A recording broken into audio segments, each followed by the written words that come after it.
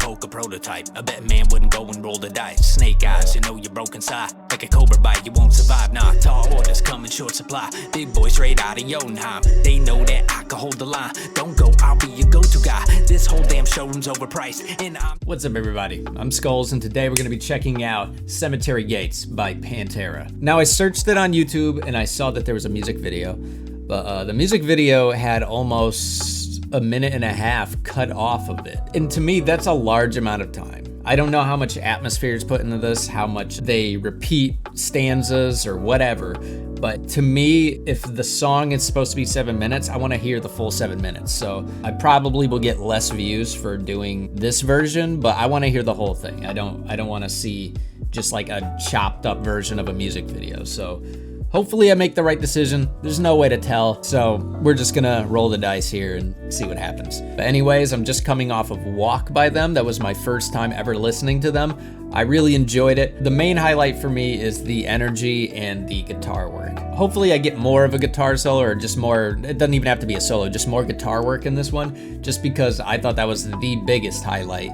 from Walk. I know that dude can shred. I mean, he shredded in that little time slot he had in Walk, so hopefully he gets a bigger one. And with 7 minutes, it looks promising. We're just gonna dive right into this, but first, if you're new here, consider hitting the like button, the subscribe button, the notification bell. Helps the channel grow, helps the video reach more people, and I appreciate it a lot.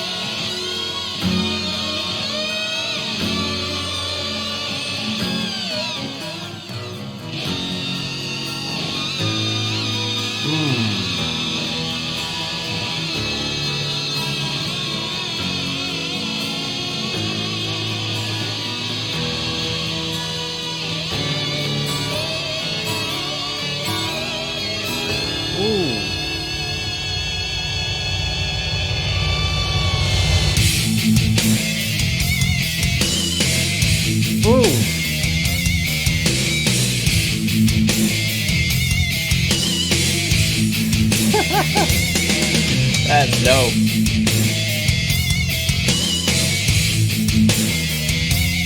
Completely different from Walk. I also feel like there was a lot of bands in the 90s that kind of took some things from them. I don't know who Pantera's influences are and what they took from them, but just from my perspective, I was born in the 90s. I grew up on a lot of 90s music. There's definitely, with the way he was singing this, just the tone of his voice, the melody, the way it was mixed. It's very, very possible that these people I heard in the 90s were influenced by Pantera. But I really like the slow burn and the slow build. They did some unorthodox stuff with that transition going into the heavier riff. That was really fun. I honestly wasn't expecting this to be this much different than Walk, but it's kind of opening my eyes like, okay, this band might have some serious variety to them.